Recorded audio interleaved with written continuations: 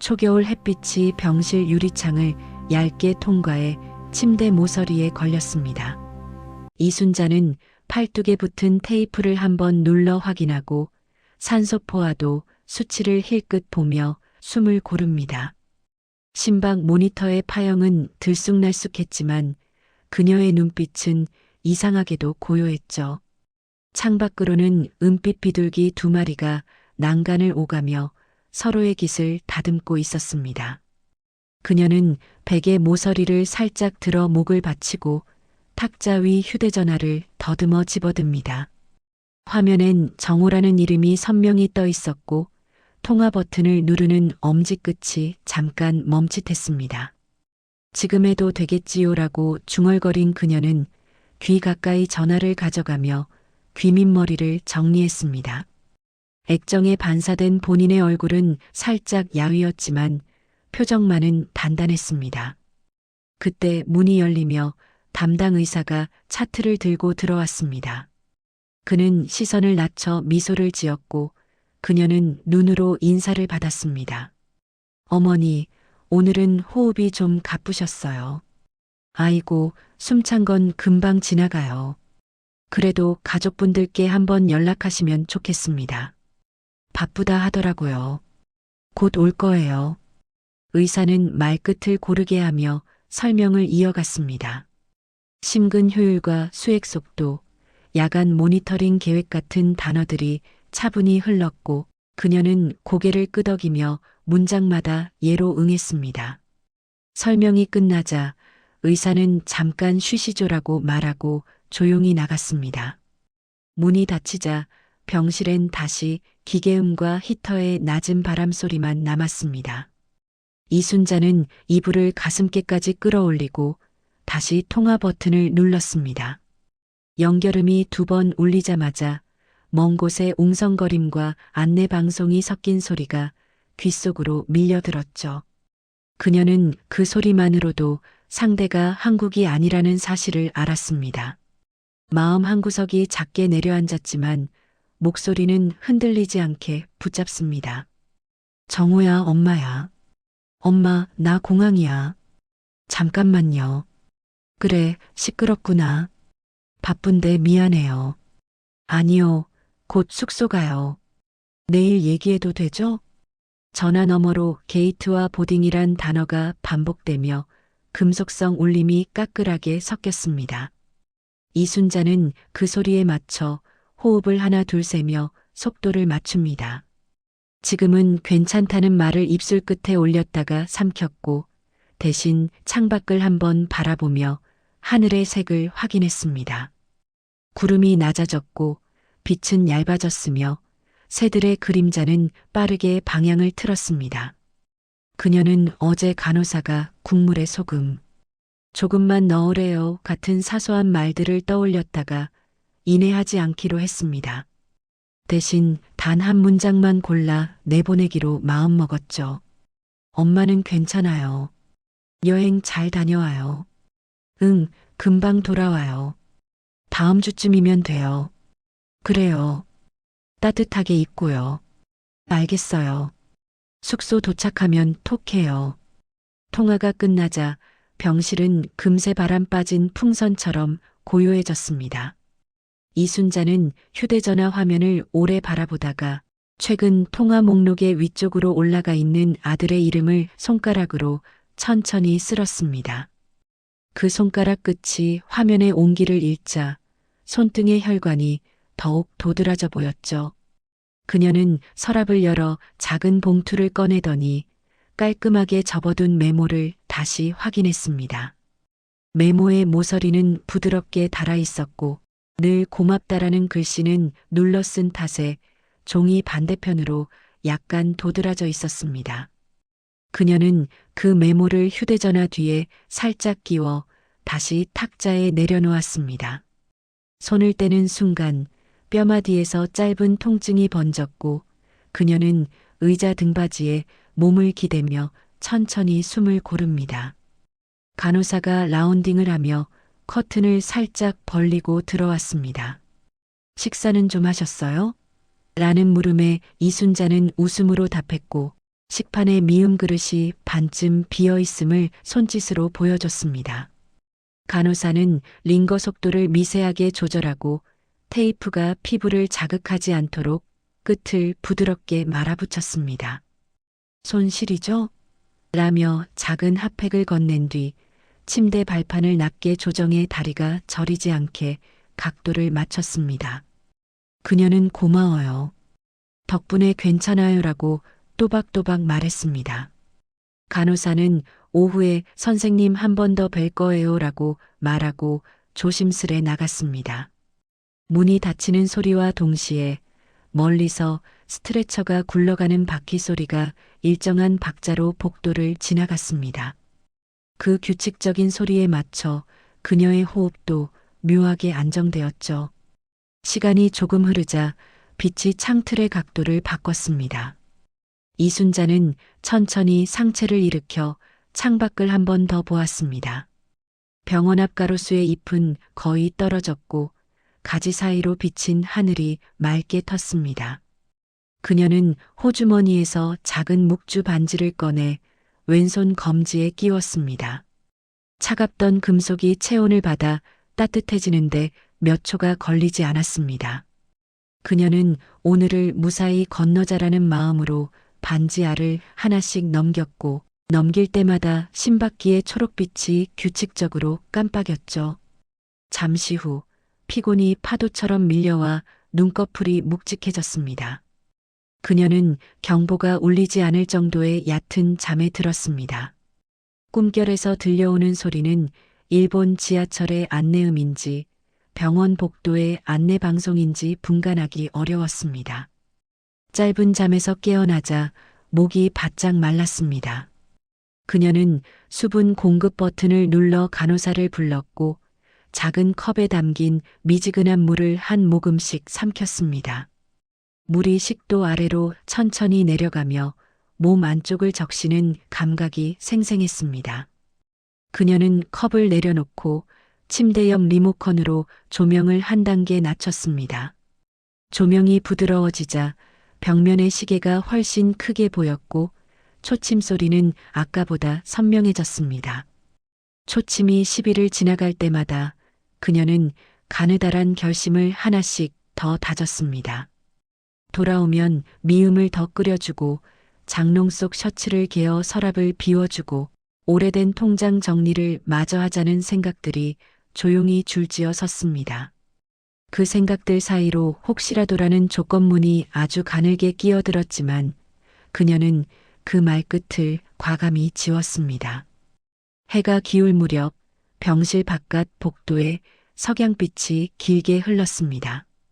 그녀는 다시 휴대전화를 들어 날짜와 시간을 확인하고 사진 앨범을 천천히 넘겼습니다. 떡잎처럼 작은 손을 잡고 있던 갓난아기 시절의 정호, 초등학교 운동회에서 넘어져 무릎이 까진 정호, 취업 면접날 다소곳이, 넥타이를 매던 정호의 사진들이 화면을 채웠습니다. 사진을 넘길수록 가슴 안쪽에서 묵직한 감정이 일어났지만 그것을 울음으로 바꾸지 않기 위해 그녀는 입술을 꼭 다물었습니다. 대신 숨을 고르게 들이마시며 복부를 천천히 올렸다 내렸습니다. 그 호흡이 자리를 잡자 마음도 다시 단단해졌습니다. 그녀는 마지막으로 앨범을 닫고 메모가 끼워진 휴대전화를 탁자 위, 일정한 자리 손만 뻗으면 닿는 곳에 정확히 내려놓았습니다. 밤이 시작되기 전 의사가 다시 들어와 컨디션을 확인했습니다. 간단한 촉진과 질문이 오고 갔고 그는 그래프의 추이를 차분히 기록했습니다. 오늘 밤엔 알람을 조금 더 민감하게 설정하겠습니다라는 말에 그녀는 믿어요라고 답했습니다. 의사가 나가자 병실 조명은 자동으로 야간 모드로 바뀌었고 바닥에 발광 테이프가 은은하게 길을 표시했습니다.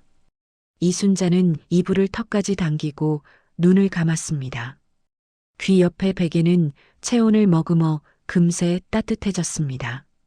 잠들기 직전 그녀는 낮에 들었던 공항의 안내방송을 다시 떠올렸고 그 소리를 멀리 있는 먹구름 정도로 축소해 마음 한편에 가만히 내려두었습니다. 그리고 아주 작은 속삭임으로 아무에게도 들리지 않게 자신에게만 들리도록 말했습니다. 내일도 괜찮습니다. 비행기 창문 밖으로 바다가 낮게 깔려 있었습니다. 정우는 창가 쪽 좌석에서 고개를 기대며 눈을 감았다 뜨기를 반복했습니다.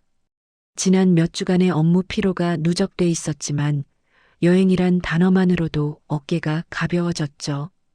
옆자리의 소연은 면세점에서 산 향수를 꺼내 향을 맡으며 일본 공기는 깨끗하다며 웃었습니다. 활주로에 내린 순간 기내의 조명이 환하게 켜지고 사람들의 목소리가 높아졌습니다. 그는 잠시 휴대폰을 꺼내 알림창을 스쳤지만 병원에서 온 문자는 이미 지난 페이지 아래로 밀려나 있었습니다. 공항 밖으로 나서자 겨울 공기가 쨍하게 피부를 때렸고 그는 그 순간 현실의 무게를 잊은 듯 깊게 숨을 들이켰습니다. 숙소로 향하는 택시 안 운전기사는 유창한 일본어로 관광지 이야기를 늘어놓았습니다. 정우는 일본어를 거의 알아듣지 못했지만 고개를 끄덕이며 웃었습니다. 차창 밖으로는 간사이의 저녁 풍경이 빠르게 흘러가고 네온 사인이 켜진 간판들이 차 안으로 반사되었습니다. 그는 유리창에 비친 자신의 얼굴을 잠시 보며 어딘가 낯설 정도로 편안한 표정을 느꼈습니다. 호텔에 도착하자 프런트 직원이 밝은 미소로 인사하며 숙소 카드를 건넸습니다. 소연은 여기 좋다. 한국보다 훨씬 깨끗해요라고 말하며 카펫을 밟았고 정우는 피곤한 듯 미소만 지었습니다. 방 안의 공기는 새 것처럼 정리되어 있었습니다. 그는 짐을 내려놓고 침대 위에 몸을 던지듯 누웠습니다. 천장 조명 아래에서 부드러운 음악이 흐르고 여행 브로슈어가 테이블 위에 반듯하게 놓여 있었습니다. 소연은 거울 앞에서 머리를 빗으며 내일은 유니버설 스튜디오부터 가요라고 말했습니다. 정우는 고개를 끄덕이며 그래요. 내일은 좀 쉬어야죠라고 답했습니다. 그러곤 주머니에서 휴대폰을 꺼내 잠금 화면을 스치듯 넘겼습니다. 어머니의 사진이 배경으로 걸려 있었고 그 미소가 순간 눈을 붙잡았습니다. 그는 짧게 숨을 들이마시고 이내 화면을 꺼버렸습니다. 밤이 깊어지자 거리의 불빛이 커튼 사이로 스며들었습니다. 창가에 앉은 소연이 여기 야경 예쁘다며 창문을 열었습니다. 차가운 공기가 들어와 커튼을 부드럽게 흔들었고 정우는 침대에 누운 채 천장을 바라봤습니다. 그는 손을 베개 밑으로 넣어 휴대폰을 찾았습니다. 알림창에 병원이라는 단어가 잠깐 스쳤지만 피곤이 더 앞섰습니다. 내일 아침엔 꼭 전화해야지라는 생각이 희미하게 스쳤고 금세 잠이 그 생각을 덮었습니다. 새벽 2시 휴대폰이 미세하게 진동했습니다. 테이블 위에서 불빛이 번쩍이며 진동이 2번, 3번 이어졌습니다. 방 안은 어둡고 조용했으며 커튼 너머 도시의 불빛만이 살아 움직이고 있었습니다. 진동이 멈춘 뒤 화면엔 심정지 발생이라는 짧은 문자가 떠 있었다. 정우는 여전히 잠들어 있었고 휴대폰 화면은 서서히 빛을 잃었습니다. 호텔 천장 위로 반사된 불빛이 느리게 사라지며 방 안의 공기가 묘하게 무거워졌습니다. 다음 날 아침 정우는 커튼을 열자마자 햇빛에 눈을 찡그렸습니다. 소연이 오늘 날씨 좋아요. 딱 여행하기 좋아요라고 말하며 카메라를 들었습니다. 거리엔 사람들의 웃음소리가 넘쳤고 가게마다 일본 노래가 흘러나왔습니다. 정우는 커피 한 잔을 들고 인파 속을 걷다가 잠시 멈춰 섰습니다. 그의 발밑으로 새하얀 비둘기 한 마리가 지나갔고 그 순간 이상하게 가슴 한쪽이 묘하게 저릿했습니다. 하지만 그는 그 감정을 애써 무시하고 기념품은 좀 사야겠어요라며 걸음을 재촉했습니다. 낮이 되자 도시의 열기가 도로 위를 가득 채웠습니다. 그는 사람들의 웃음소리에 묻혀 자신의 휴대폰이 3번이나 진동했다는 사실을 전혀 알아채지 못했습니다. 점심 식당의 시끄러운 음악 속에서 작은 아이가 웃음을 터뜨렸습니다. 그 순간 정호의 시선이 잠시 멈췄지만 이내 숟가락을 들어 올리며 말없이 밥을 떠넣었습니다.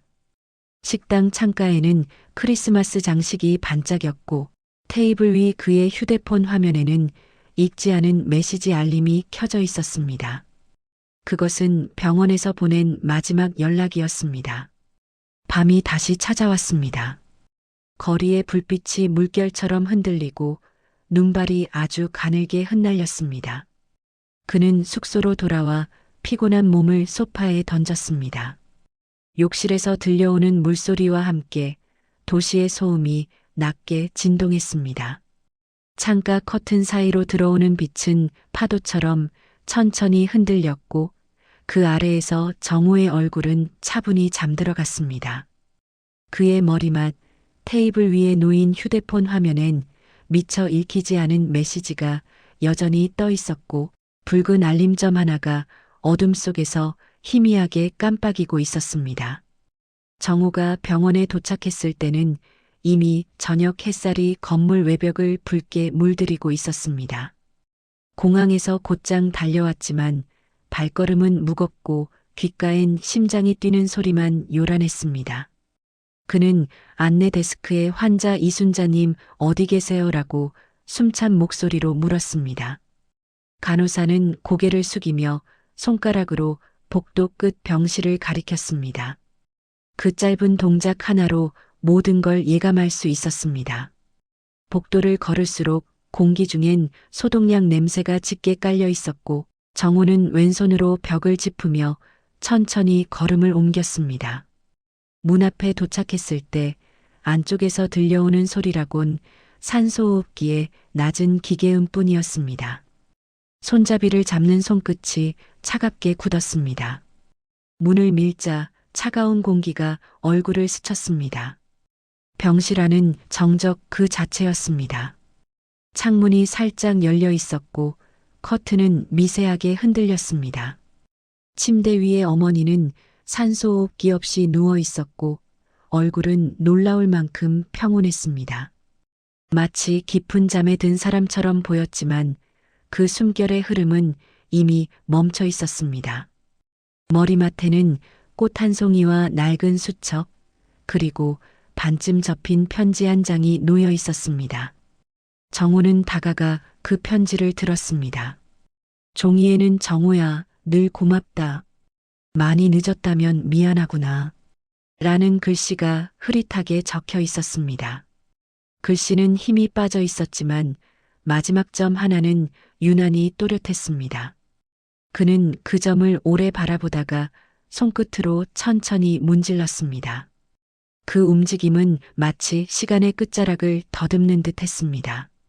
정호는 편지를 접어 주머니에 넣고 침대 옆 의자에 앉았습니다. 손바닥으로 무릎을 문지르며 시선을 어디에도 두지 못했습니다. 벽시계의 초침이 크게 들리기 시작했고 병실의 기계음은 점점 멀어지는 듯 했습니다. 그는 손을 뻗어 어머니의 손등을 살짝 잡았습니다. 오래된 손마디는 차갑고 단단했지만 여전히 익숙한 온기를 품고 있는 듯 했습니다. 그 온기는 기억 속 따뜻한 손길과 겹쳐졌습니다. 어린 시절 고열로 밤새 앓던 자신을 부엌에서 식혀주던 그 손. 회사에 첫 출근하던 날 넥타이 매주며 자라고 와라던 손. 그 모든 순간이 하나로 밀려왔습니다. 정호의 입술이 조금 떨렸고 눈가가 서서히 붉어졌습니다. 그러나 그는 끝내 울지 않았습니다. 간호사가 조심스레 들어와 조의를 표했습니다. 그녀는 심정지가 온 뒤 바로 오셨다면 이라며 말을 흐렸습니다. 정호는 고개를 천천히 끄덕였고 그 짧은 동작에 담긴 의미를 누구보다 잘 알고 있었습니다. 간호사는 시트를 가지런히 정리하고 테이블 위에 컵을 비웠습니다. 병실에 남은 공기는 점점 차가워졌습니다. 잠시 정리하고 장례 절차 안내드릴게요라는 말을 남기고 간호사가 나가자 병실은 다시 고요 속으로 잠겼습니다. 정호는 의자에 앉은 채 손가락으로 이불 끝자락을 만지작거렸습니다. 천의 질감이 낯설 정도로 거칠게 느껴졌습니다. 그는 고개를 들어 어머니의 얼굴을 한참 바라봤습니다. 눈을 감은 얼굴은 평소보다 더 젊게 보였습니다. 그 미소 한 자락이 그를 더욱 무너뜨렸습니다. 정우는 천천히 일어나 창문 쪽으로 걸었습니다. 창밖에는 붉은 노을이 마지막 힘을 다해 하늘을 채우고 있었습니다. 그는 창문을 닫으며 깊게 숨을 들이마셨습니다. 병실의 공기는 여전히 차갑고 무겁게 가라앉아 있었습니다. 침대 옆 스탠드에 달린 작은 불빛만이 방 안을 희미하게 밝혔습니다. 정우는 잠시 손가락으로 불빛을 가려보았다가 이내 손을 내렸습니다. 조명 아래 어머니의 얼굴이 다시 보였습니다. 그 얼굴이 그 어떤 말보다도 큰 문장으로 남았습니다. 그는 마침내 어깨를 떨며 무릎을 꿇었습니다. 복도 바깥에서는 들것이 움직이는 소리와 의사들의 발자국이 겹쳤습니다. 문틈으로 들어온 빛이 정호의 그림자를 길게 늘렸습니다. 그는 손끝으로 눈가를 눌러보았지만 눈물은 끝내 떨어지지 않았습니다. 대신 입술 사이에서 희미한 숨소리만 새어나왔습니다. 늦었어요. 라는 말이 공기 중에 흩어졌습니다. 창밖의 노을은 완전히 사라졌고 병실은 짙은 회색으로 변했습니다. 그는 의자에 다시 앉아 고개를 숙였습니다. 시계 초침이 한 칸씩 움직일 때마다 병실의 공기가 조금씩 식어갔습니다. 그렇게 밤이 찾아왔습니다. 문 밖에서 장례식장 담당자의 목소리가 들려왔습니다. 유족분, 준비 도와드리겠습니다. 정우는 자리에서 일어나 침대 위의 시트를 마지막으로 곱게 펴주었습니다. 손끝이 이불의 주름을 따라 움직이다가 멈췄습니다. 그리고 아주 조용히 침대 머리맡에 손을 얹었습니다. 손바닥 아래의 차가운 시트가 그의 마지막 인사를 받아냈습니다. 그는 문을 열고 나가기 전 한 번 더 뒤를 돌아봤습니다. 침대 위의 어머니는 여전히 미소를 띤 얼굴로 누워 있었습니다. 그 미소가 그에게서 영원히 사라지지 않을 그림처럼 남았습니다. 빈소 안에는 묵직한 국화향이 가득했습니다. 흰 천으로 덮인 제단 위 어머니의 영정사진이 은은한 불빛 속에서 미소 짓고 있었습니다. 정우는 검은 정장을 단정히 여몄지만 손끝이 계속 떨렸습니다. 절을 하러 오는 사람마다 힘내요라며 어깨를 두드렸지만 그 말이 귀에 닿지 않았습니다. 그는 고개만 숙인 채 기계적으로 절을 반복했습니다. 향 연기가 하늘로 피어오르며 천천히 흩어졌고 그 뒤로 낮은 울음소리들이 이어졌습니다. 사람들의 발소리는 조심스러웠지만 그 안엔 비난과 수군거림이 섞여 있었습니다. 누군가 해외에 있었다며라고 속삭이는 소리가 들렸습니다. 정호의 어깨가 미세하게 굳었지만 그는 아무 반응도 하지 않았습니다. 대신 향로 앞에서 손을 모으며 눈을 감았습니다. 그는 어머니의 사진을 오랫동안 바라봤습니다. 생전에 찍은 시장 사진 속 어머니는 활짝 웃고 있었습니다. 그 웃음이 지금은 왠지 낯설고 멀게 느껴졌습니다. 정우는 어머니가 남긴 메모를 떠올렸습니다. 늘 고맙다는 글씨체가 눈앞에 겹쳐지자 가슴속 어딘가가 천천히 무너지는 기분이 들었습니다. 조문객들이 하나둘 자리를 떠나자 장례식장은 점점 조용해졌습니다. 밤이 깊어가자 향 냄새는 더 짙어지고 공기는 점점 무거워졌습니다. 그는 제단 앞 바닥에 앉아 두 손을 무릎 위에 올렸습니다.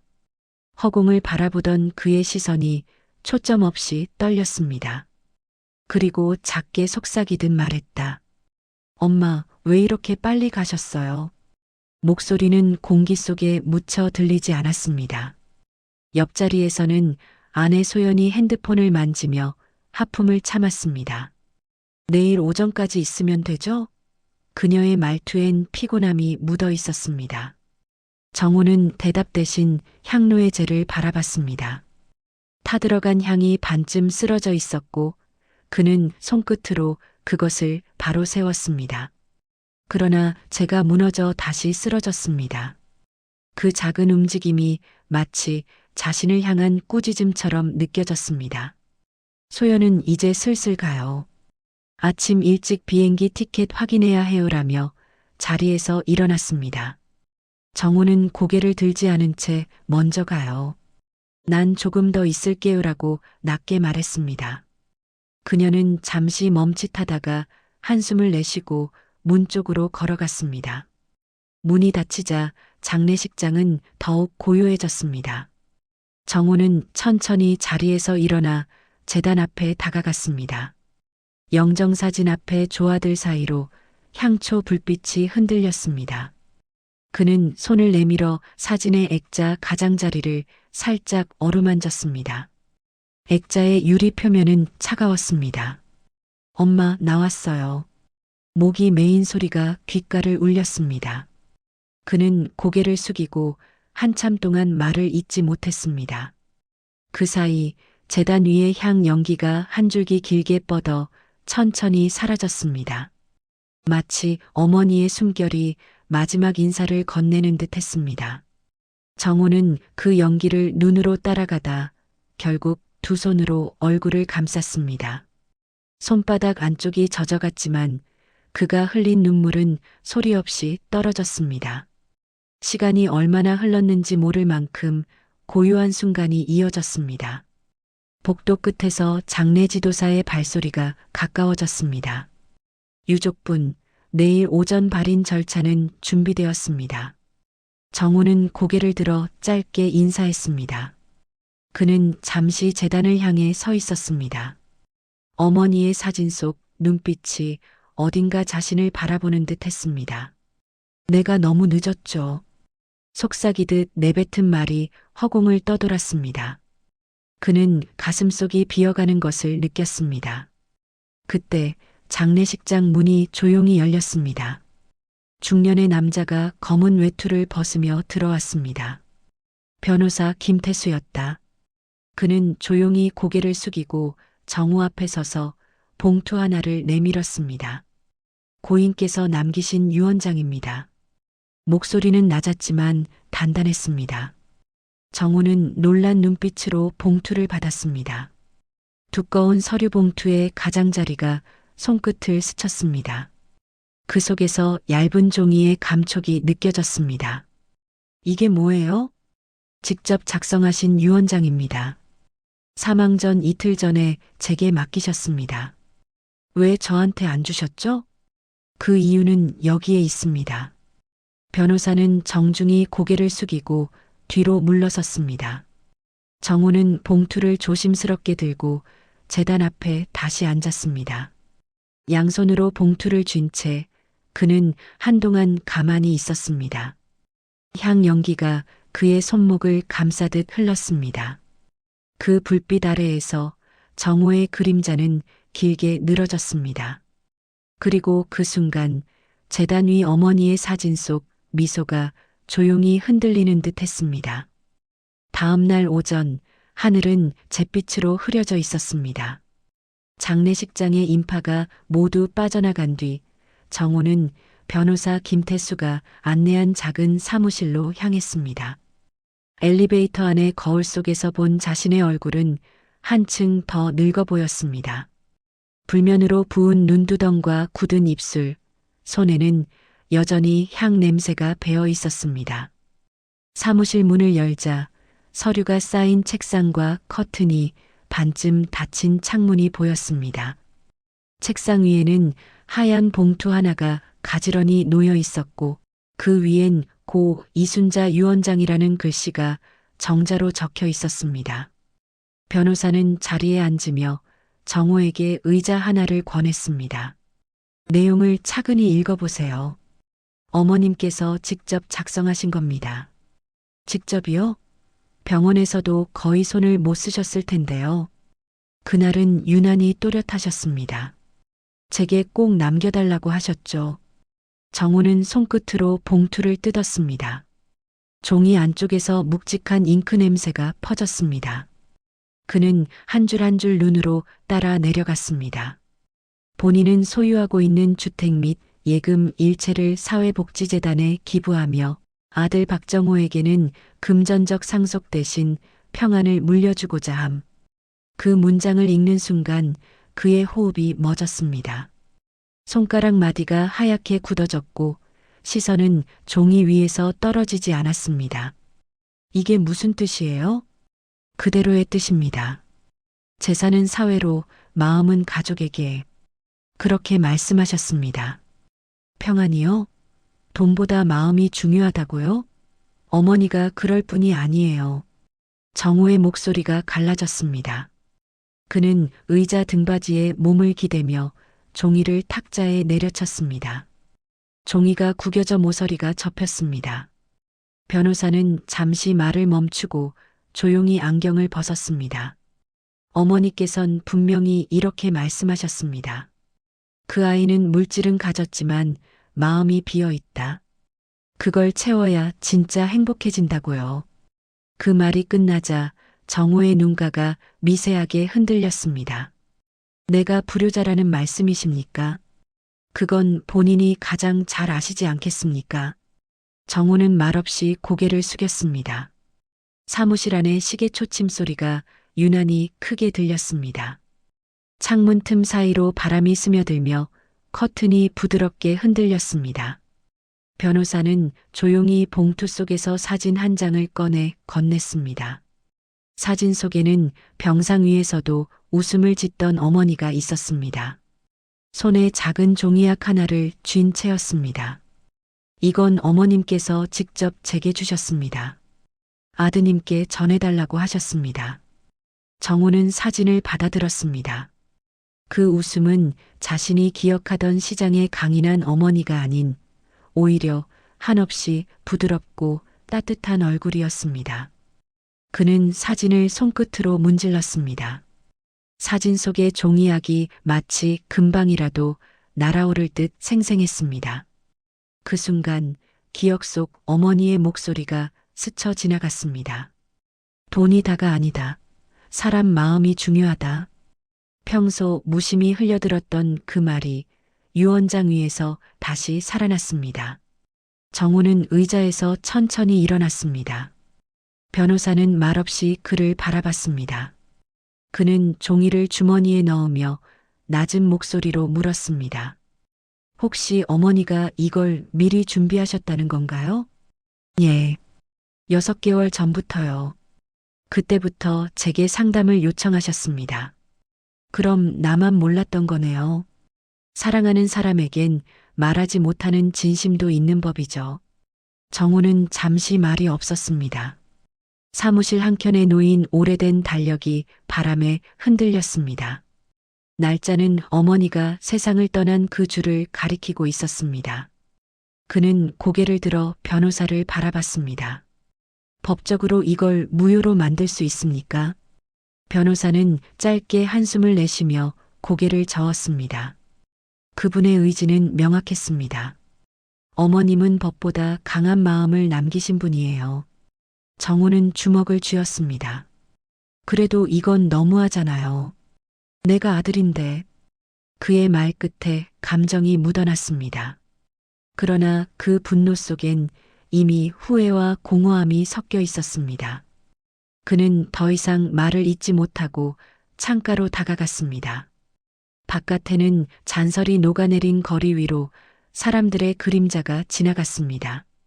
그 평범한 풍경조차 이질적으로 느껴졌습니다. 그는 창가에 손을 대며 깊은 숨을 들이켰습니다. 손바닥에 닿는 차가운 유리의 감촉이 현실을 상기시켰습니다. 내가 뭘 잘못한 걸까라는 혼잣말이 입가에서 새어나왔습니다. 변호사는 자리에서 일어나 문 쪽으로 향했습니다. 시간이 필요하실 겁니다. 오늘은 이만하시죠. 정호는 대답하지 않고 고개를 끄덕였습니다. 변호사가 나가자 사무실은 조용해졌습니다. 탁자 위 유언장이 바람에 살짝 들썩였습니다. 정호는 그 종이를 다시 펴고 손끝으로 글자를 더듬었습니다. 평안을 물려주고자 함. 단 4글자의 문장이 그를 붙잡았습니다. 순간 손등 위로 한 방울의 눈물이 떨어졌습니다. 잉크가 번지며 글자가 흐릿해졌습니다.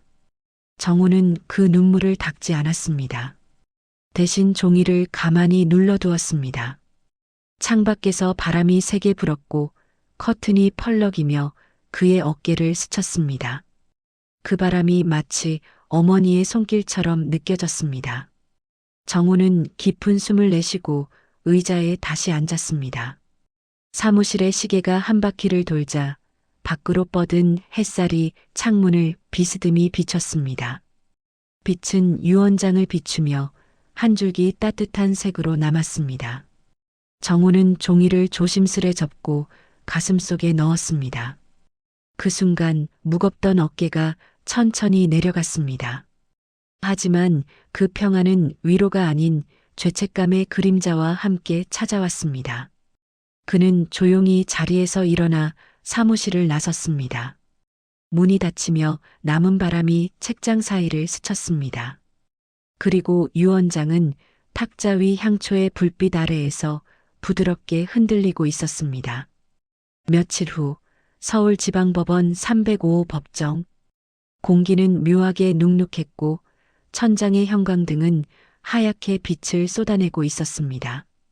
피고석에 앉은 정호는 검은 양복 차림으로 손을 무릎 위에 올려두고 있었습니다. 그의 시선은 바닥을 향했지만 눈동자는 한치의 안정도 찾지 못했습니다.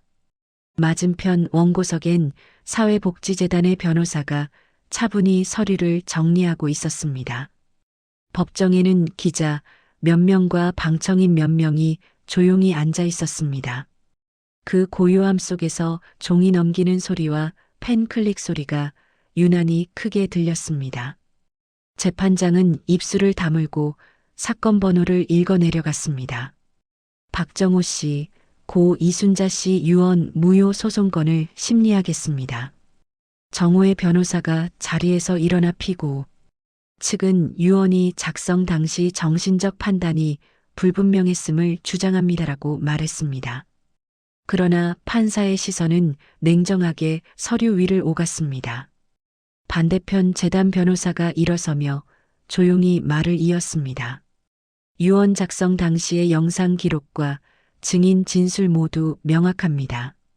고인은 병세가 심했지만 판단 능력은 유지됐습니다. 법정의 분위기는 차가웠습니다. 정호는 손끝을 쥐었다 폈다를 반복하며 숨을 고르려 했지만 그럴수록 목이 조여왔습니다. 그의 머릿속엔 오로지 한 문장만 맴돌았습니다. 아들에게는 평안을 물려주고자 함. 그 문장이 마음속에서 칼날처럼 돌아다녔습니다. 재판장은 조용히 증거 영상을 재생하라고 지시했습니다. 스크린에 병원 병실이 비쳤고 휠체어에 앉은 어머니가 나왔습니다. 그녀의 얼굴엔 산소줄이 걸려 있었지만 눈빛은 맑았습니다. 이 재산은 사회로 돌려보내고 싶습니다. 그 아이는 이미 잘 살고 있으니까요. 영상 속 목소리가 울려 퍼지자 법정 안의 공기가 멈춘 듯 고요해졌습니다. 정호는 의자에서 몸을 굳혔습니다. 그의 손이 무릎 위에서 서서히 내려가며 떨렸습니다. 화면 속 어머니가 마지막에 살짝 웃으며 말했습니다. 저 아이한테 평안만 주세요. 그 미소는 살아있을 때와 다르지 않았습니다.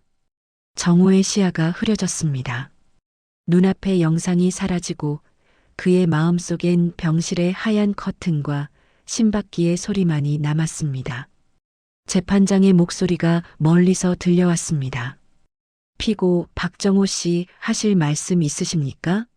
그는 입술을 떼었지만 목소리가 나오지 않았습니다. 잠시 침묵이 흘렀습니다. 그 침묵 속에서 어머니의 목소리가 다시 들리는 듯 했습니다. 괜찮다, 늦지 않았다. 그 환청 같은 문장에 가슴이 무너졌습니다. 정호는 자리에서 천천히 일어나 고개를 숙였습니다. 그리고 법정 바닥에 무릎을 꿇었습니다. 재판장은 놀란 듯 시선을 돌렸고 방청석에서도 작은 탄식이 흘러나왔습니다.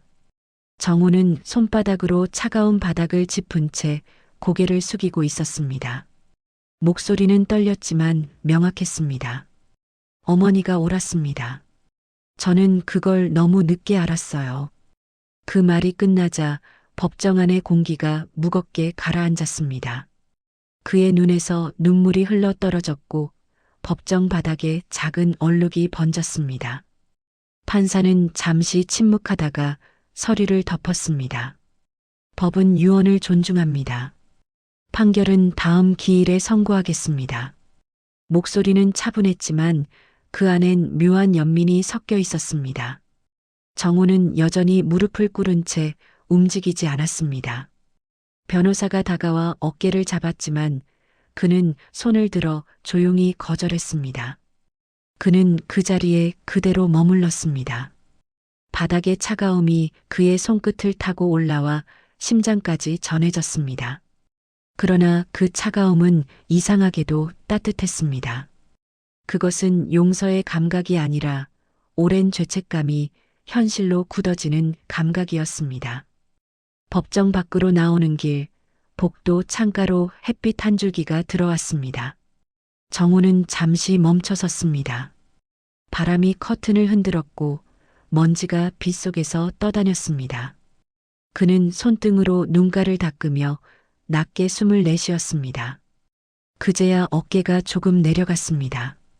엘리베이터 버튼을 누르자 딩하는 소리와 함께 문이 열렸습니다.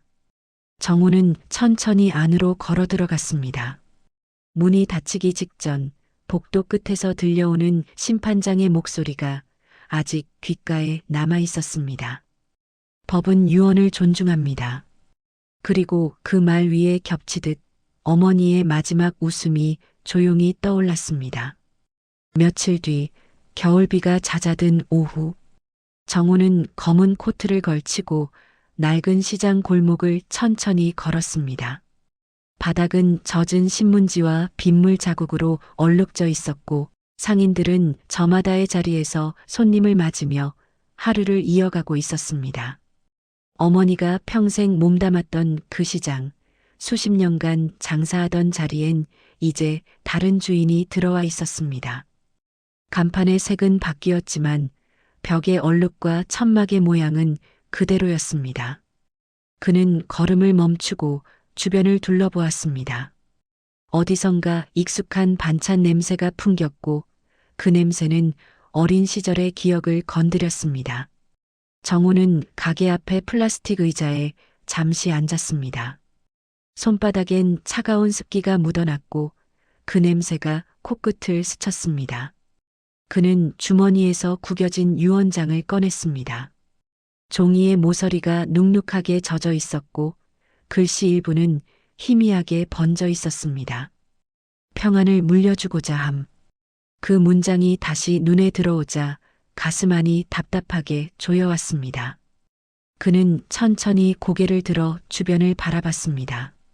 맞은편에서 마늘을 까던 아주머니가 그를 힐끗 보더니 말했다.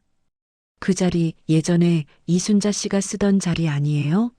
정호는 놀란 듯 고개를 끄덕였습니다. 아주머니는 손을 멈추고 그를 똑바로 바라보았습니다. 그분이 참 부지런했죠. 눈 오나 비 오나 하루도 안 빼먹었어요. 아들 얘기 자주 하셨는데 그녀는 말끝을 흐리며 미소를 지었습니다. 잘 됐다고 얼마나 좋아하셨는지 몰라요. 항상 그랬어요. 우리 정호는 성공했어요. 나보다 훨씬 나아요 그러셨죠. 그 말을 들은 정호의 입술이 살짝 떨렸습니다. 그는 아무 대답도 하지 못했습니다. 아주머니는 마늘 껍질을 벗기며 덧붙였습니다. 마지막까지도 아들 걱정뿐이었어요. 돌아가시기 전날까지도 우리 아들이 추우면 안 되는데 그러셨다니까요. 정우는 시선을 바닥으로 내렸습니다. 물이 고인 자리에 하얀 국화 한 송이가 떨어져 있었습니다. 그는 손을 뻗어 그 꽃을 주워들었습니다. 손끝으로 꽃잎을 스치자 차가운 감촉이 손바닥에 남았습니다. 그 순간 마음속 어딘가에서 무언가가 무너져 내렸습니다. 그는 천천히 유언장을 다시 꺼내 들었습니다. 그리고 한참 동안 아무 말 없이 그 종이를 바라봤습니다. 시간이 멈춘 듯 고요했습니다. 빗물이 다시 흩날리기 시작했고 종이의 잉크가 조금 더 번졌습니다. 정우는 깊게 숨을 들이쉬었습니다. 손끝이 미세하게 떨렸지만 이내 결심하듯 유언장을 반으로 접었습니다. 그리고 다시 한번 접었습니다. 마지막으로 종이의 중앙을 눌러 한 손에 꼭 쥐었습니다. 그 후 그는 천천히 종이를 찢었습니다. 평안이라는 글씨가 둘로 갈라지며 바람에 흩날렸습니다. 종이 조각이 골목의 물웅덩이 위로 떨어져 빗물과 함께 떠내려갔습니다. 그는 자리에서 일어나 골목을 걸었습니다. 비가 그친 뒤에 공기는 차가웠지만 오래된 천막 아래에서 새어나오는 온기가 희미하게 느껴졌습니다. 발걸음이 멈출 때마다 옛 기억들이 하나씩 떠올랐습니다. 장터를 뛰어다니던 어린 시절의 웃음소리, 어머니가 손에 쥐어주던 따뜻한 어묵, 꽃이 손수건에 싸주던 용돈 몇 장, 그 모든 장면들이 비냄새와 섞여 천천히 되살아났습니다. 그는 무심코 하늘을 올려다봤습니다. 구름 사이로 햇빛이 잠깐 비치며 좁은 골목을 환하게 비추었습니다. 정우는 두 손을 주머니에 넣고 천천히 걸음을 옮겼습니다. 한 노점 상인이 꽃 사요, 하얀 국화예요라며 외쳤습니다. 그는 무의식적으로 그쪽으로 다가가 국화 한 다발을 집었습니다. 상인은 제일 예쁜 걸로 골랐어요라며 미소를 지었습니다. 정우는 계산을 마치고 꽃을 품에 안았습니다. 그리고 골목 끝으로 향했습니다. 빗방울이 다시 흩날리기 시작했습니다. 골목의 끝, 좁은 골목길 끝에는 오래된 교회가 있었습니다. 정우는 그곳 계단 아래에 국화를 내려두었습니다. 어머니가 자주 들르던 곳이었다는 기억이 스쳤습니다. 그가 몸을 일으킬 때 교회 종이 3번 울렸습니다. 그 울림이 시장 골목 전체를 감싸며 잔잔하게 퍼졌습니다. 정우는 눈을 감았습니다. 소리가 멀어질수록 어머니의 목소리가 귓가에 겹쳐졌습니다. 정우야, 엄마는 내가 행복했으면 좋겠어. 그는 조용히 미소 지으며 속삭였습니다. 이제야 알 것 같아요. 그는 천천히 고개를 숙이고 두 손을 모았습니다. 한동안 아무 움직임도 없었습니다. 바람이 불어와 꽃잎 몇 개가 날렸고 그 꽃잎은 그의 어깨에 스쳤습니다. 정우는 천천히 고개를 들어 흐린 하늘을 바라봤습니다. 회색빛 구름 사이로 해가 아주 잠깐 고개를 내밀었습니다. 그 빛이 그에게 닿는 순간 정우는 한 걸음 뒤로 물러나 시장을 다시 바라봤습니다. 골목 어귀의 사람들은 여전히 분주히 삶을 이어가고 있었습니다. 그는 조용히 속으로 말했다. 엄마, 나 이제 괜찮아요. 그리고 발걸음을 돌려 골목을 벗어났습니다. 장례식이 끝난 지 3주째 되는 아침, 하늘은 흐리고 공기는 유난히 차가웠습니다. 정우는 검은 정장을 다시 꺼내 입었습니다. 와이셔츠의 단추를 잠그는 손끝이 느리게 움직였습니다. 거울 속에 그는 이미 며칠 밤을 새운 사람처럼 초췌해 보였습니다.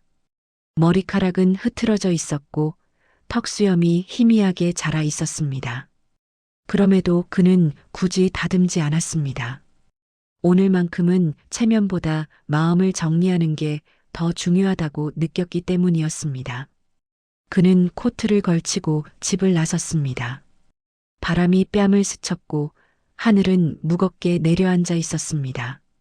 장례식장이 있던 곳으로 향하는 버스 안은 조용했습니다. 창문 밖의 풍경이 거꾸로 흐르듯 지나갔고 차창에는 잔잔한 빗방울이 맺혔습니다. 정우는 주머니 안에 작은 봉투를 손끝으로 만졌습니다. 그 안에는 어머니의 사진 한 장과 하얀 국화 한 송이가 들어 있었습니다. 손끝에 닿는 그 감촉이 마치 어머니의 손처럼 느껴졌습니다. 버스가 목적지에 도착하자 그는 천천히 자리에서 일어났습니다. 신발 밑창이 축축한 흙길에 닿는 순간 한기가 다리로 스며들었습니다. 그러나 그는 멈추지 않았습니다. 무겁게 열린 장례식장의 문을 지나 안으로 들어섰습니다. 빈소에는 여전히 향 냄새가 남아 있었습니다.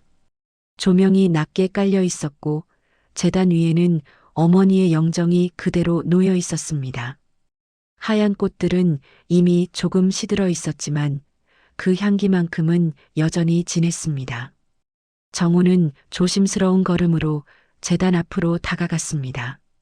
손에 들고 온 국화를 내려놓고 사진을 꺼내 향로 옆에 세워두었습니다. 영정 속의 어머니는 언제나처럼 잔잔히 미소 짓고 있었습니다. 그 미소가 여전히 따뜻해서 오히려 더 아프게 느껴졌습니다. 그는 한참 동안 그 얼굴을 바라보다가 천천히 무릎을 꿇었습니다. 그의 무릎이 차가운 대리석 바닥에 닿는 소리가 작게 울렸습니다. 두 손을 모은 채 정우는 숨을 내쉬었습니다. 엄마, 이제야 왔어요. 목소리는 떨렸지만 또렷했습니다. 그는 고개를 숙인 채 말없이 기도를 이어갔습니다. 눈꺼풀 뒤로 지나가는 수많은 장면들이 머릿속에 떠올랐습니다. 어머니가 새벽 시장에 나가던 뒷모습, 김이 오르는 국을 떠주던 손길, 손바닥에 얹어주던 1,000원짜리 지폐. 그 모든 장면이 생생히 떠올랐습니다. 그는 고개를 더 깊이 숙이며 눈을 감았습니다.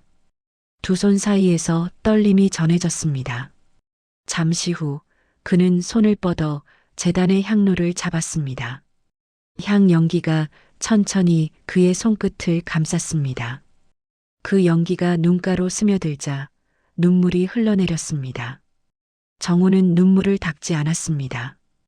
오히려 그 눈물이 바닥으로 떨어지도록 그대로 두었습니다.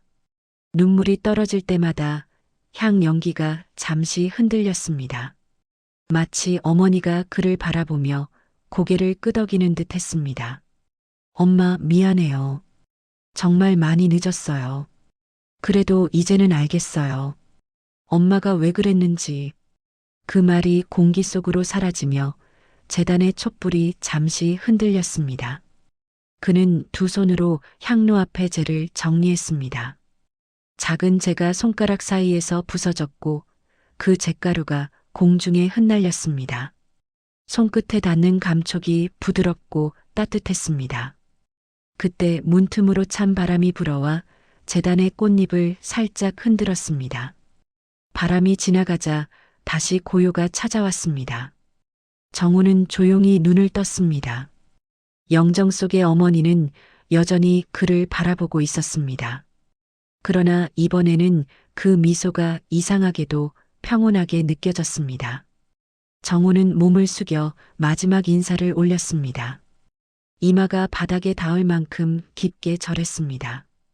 그 자세로 한동안 움직이지 않았습니다. 머릿속이 비워지는 느낌이 들었습니다. 오직 심장의 느린 박동만이 귓가에 울렸습니다. 그 리듬이 잠시 멈추더니 이내 다시 고르게 이어졌습니다.